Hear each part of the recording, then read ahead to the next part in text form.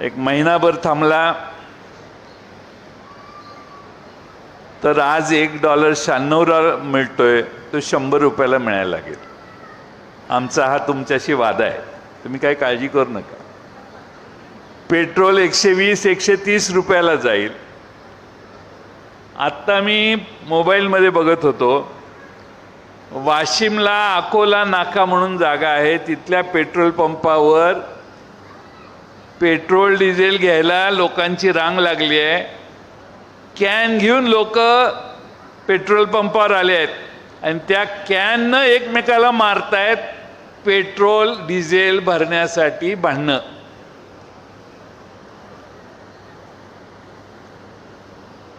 एकदा लॉकडाऊन झाला कोरोनाच्या वेळी, आता आपोआपच लॉकडाऊन करायची व्यवस्था होते का काय याची मला भीती वाटायला लागली.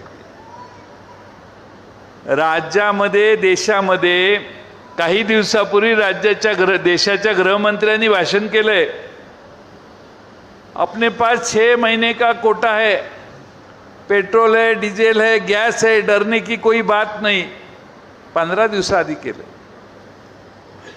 महिना झाला नाही तर त्यांचा नेता सांगायला लागला,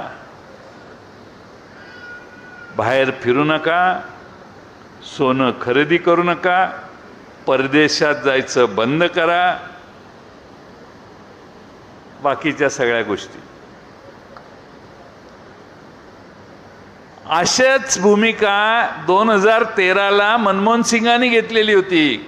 जरा आर्थिक परिस्थिती काठावर आल्यावर त्यावेळी आपल्या राज्याच्या मुख्यमंत्र्यांनी ट्विट केलेलं होतं की देशात आर्थिक परिस्थिती थकलेली आहे,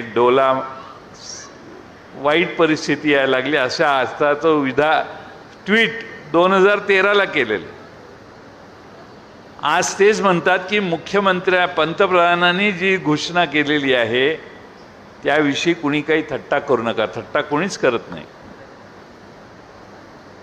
पण मंत्र्यांच्या मागे 10-10, 15-15 गाड्या फिरतात, लोक आपली बघत बसतात, इकडून तिकडे मंत्री जातात.